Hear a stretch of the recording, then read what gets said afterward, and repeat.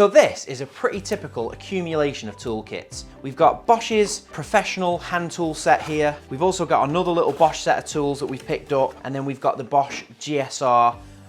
This is their Combi Drill with detachable heads, so that can be a few different things. And the problem with them is they all come in their own little plastic toolbox with their own little plastic tray. So you're not going to take all these 3 toolkits around with you when one box will do. So rather than just chucking them all into one of the boxes, we're going to condense all of these 3 toolkits down into one today. In this box here, we've got this canvas tray, and then we've got this styrofoam insert here, which is about 60mm deep, and it's wasting a lot of space. In this little box here, we've got like a really cheap, thin plastic blow molded tray, which isn't great either. And in this one, we've got a slightly more robust plastic tray, but again, there's just loads of little holes and gaps in this tray that have got nothing to go in them. So we're gonna replace all of these plastic and styrofoam inserts with a set of shadow foam L-BOXX inserts. Now these come in twin packs in 30mm and 50mm, and today we're going to be using 50mm in teal, which is to match the Bosch branding and the Bosch colouring. And we're also going to be using one of our cutting kits today, and these include cut-proof gloves, a scalpel, blades, glue and some stickers, so everything you need to cut yourself some shadow foam inserts. But let's get started.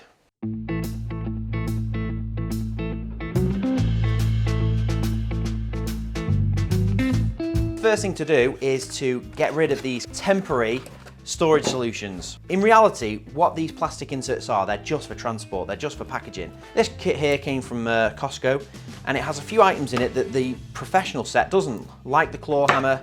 We've also got a 3-meter tape, and then there's a 5-meter tape here.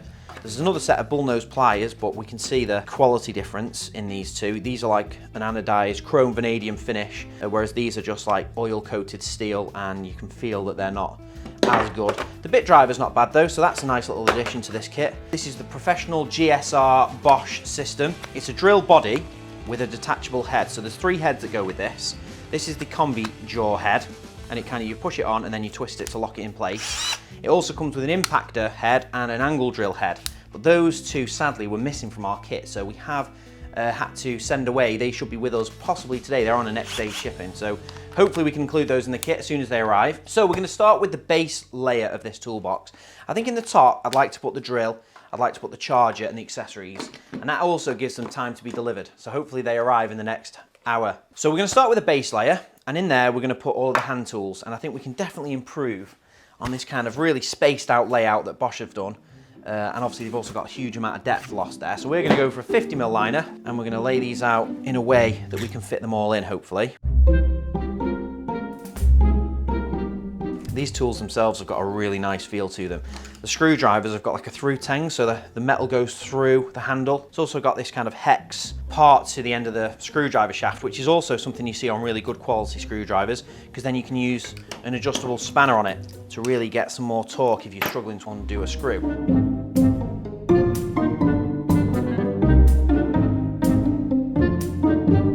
Before we start cutting anything, let's try and figure out the layout on the top section as well. See if we can fit everything in here.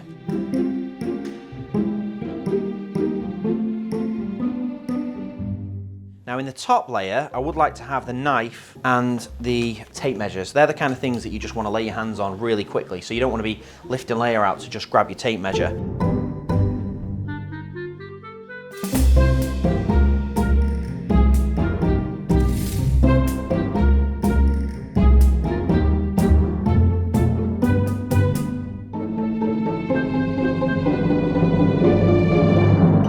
Right, so I think we've just about got there actually. So you can see that it is a little bit of what I would call jiggery-pokery. We're kind of like just messing with the angles, just tweaking things around. You can see we're looking for like a rounded profile. We're almost trying to run those profiles alongside each other. And you're just looking for where you can pinch a bit of space. So I'm moving things from the top layer back to the bottom layer and back again. We're trying to balance using the space, but also with the efficiency of the toolkit. You know, items that we're going to be using more regularly, for example, the Allen keys over the Torx keys, we want to make sure that the thing that's more common is in the top layer. As I mentioned before, this Bosch Professional drill with its attachments, the attachments are actually missing, but they did arrive just in the nick of time. This little drill comes with 4 heads, interchangeable heads, and you just twist them and then they pull off. So this is the kind of like standard drill jaw or standard chuck attachment. This is just basically a screwdriver bit, or like an impact driver that takes you around the corner. So that's just literally a corner piece, and then you can clip either the impact head on it, you can put the drill head on it, or you can also put this one, this is quite unique, an offset impact driver, which is not something you see often. And obviously you can have that in a couple of different ways. You can have that straight on, or you can have it on the corner piece as well. And it's a really, really handy little set for someone who's like a cabinet maker or a kitchen fitter and you're trying to get around some awkward little spots. So all of these little heads, we're going to put the drill head back on there, and then we're going to cut these little accessories into this layout, and that is a finished layout. So now all we've got to do is cut the foam inserts, and then we'll bang them in the box. Once you've got your layout, you want to make sure you're taking a photograph, because as soon as I move these tools, I'm going to forget how I had them. But we're going to start with the base layer. Another question we get quite a lot is, where do you start? Anywhere, basically. I would start in a corner, somewhere like this, where this set of hex keys has got two straight edges. So we may as well line that up nicely with the corner, and we'll start there. So all you want to do, you want to put a little bit of pressure on the item so it doesn't move, firstly, and then you want to just lightly cut around the item. Now, the reason why we use scalpel handles and blades is because they are so thin, and you can get the blade itself right up next to the tool. If you use a craft knife, the actual body of the knife is sometimes up to 20 mil wide, so the blade itself is center of that, so you've got like a 10 mil offset. What then you have to do is draw around the item with a pen. It's an option. I mean, we have customers who outline all their tools with a pen, and that does work quite well. I mean, you can use a silver marker for that, but we tend to recommend just using the knife itself, because you don't end up with any marks or any staining on the item, and you can also get a really nice tight profile all the way around. Now, once you've done that, you want to make sure as well, while you're doing it, you're keeping the scalpel 90 degrees to the foam. You don't want to be cutting on an angle. You want to cut straight down, and once you've cut all the way around the profile, you then remove the item and you just go back around it. Now, for this base layer, we do want all of the tools sat deep into the foam, so the top of them is flush. So we want to end up with a flat surface with all of the tools recessed down into it. And to do that, we want to make sure that we're cutting down deep enough now. This is like 22 mil, I would reckon. About 22 mil thick. So we want to make sure we're cutting down about 25-30 mil into the foam to make sure we can peel back enough to get these Allen keys right down, sat below the surface.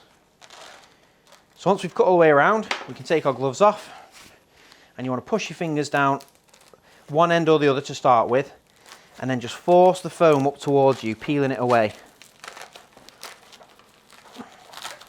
Now that's taken out about 10 mil of foam, and we want to go back and take out about another 10 mil to make sure these Allen keys are sitting deep enough. Now you might find that in certain areas you've not quite cut deep enough down. Now if that happens, you can just leave it, stop peeling, get one of your cut-and-proof gloves on,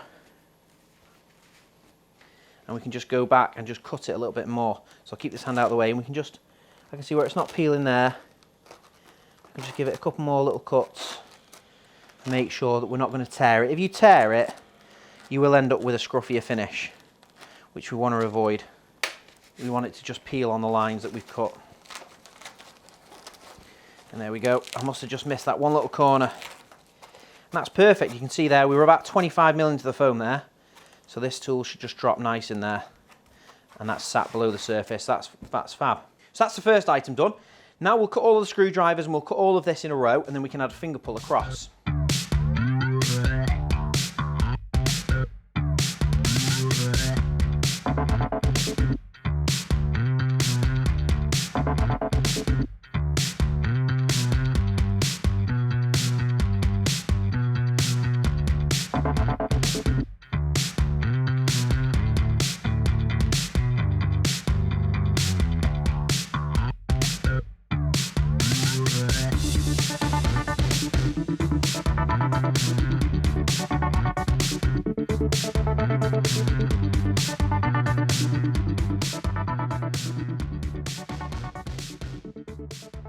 So that's the last item, cut in there, and everything is just below the surface. There's nothing that's standing proud, so that is great. And the only thing we need to do now is finger pulls, because obviously a lot of these items we're going to struggle to get out. So there's two different techniques that we use when we're doing finger pulls. One is using a straight edge like this, and we'll just cut. So for example here, we're going to cut a line all the way across, which will look quite neat, and we'll probably go for it.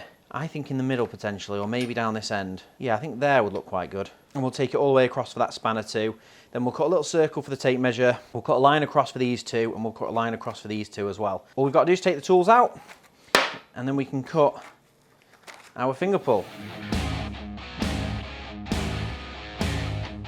Right, so we're going to do a finger pull in the center of here. We try and work with the layout rather than with, you know, squaring it to the edges. So for instance here, where we've got this little blade pack, we'll go for the center of the blade pack. So about there.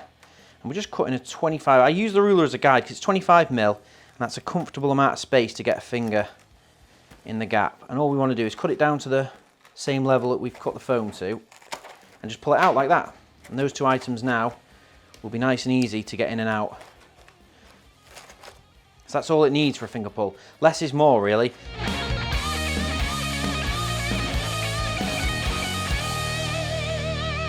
Brilliant, so that wraps up the base layer. And one of the other advantages of shadow foam is that you can leave little gaps and you can always come back to them. So we've got a little gap here and there's nothing obvious that can go in that spot, but it might be that in the future we pick up maybe, you know, the first thing that comes to mind there is maybe a utility key. It'd actually be quite a good addition to this set. One of the little cross keys you use to open like radiator cupboards and utility boxes and stuff. That would be quite handy there, it'd be quite small. Or maybe more blades or something else, and obviously we can always come back to it and add that into the kit. We've also got a little space here, we could add something, so that's great. I'm always happy to leave a few spaces, but overall, that is a really efficient liner. We've got everything flushed down in there.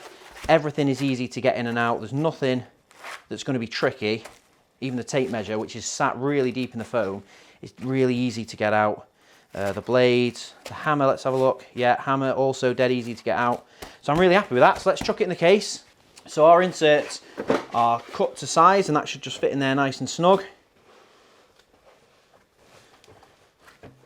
There's a little bit of resistance because it's such a tight fit, you can feel it's trapping the air below it, so you might have to just give it a little bit of a nice push down on the corners to make sure it's properly seated in the bottom there. But that as a first layer, I think is fab. I'm really happy with that. So on to the next layer.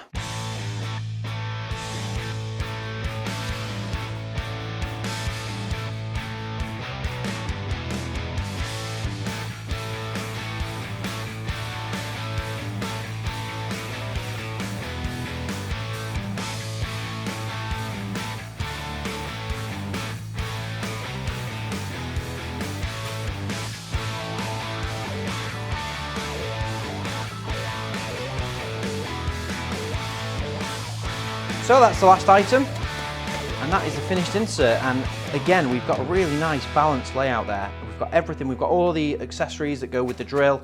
Right next to it, we've got the spare battery. Charger looks nice with the cable underneath it.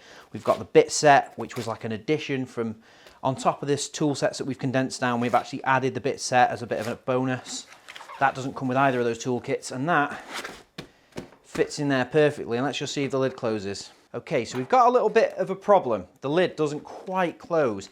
We're not far off, we're only about 10 mil away from it closing comfortably. So we've got a couple of options.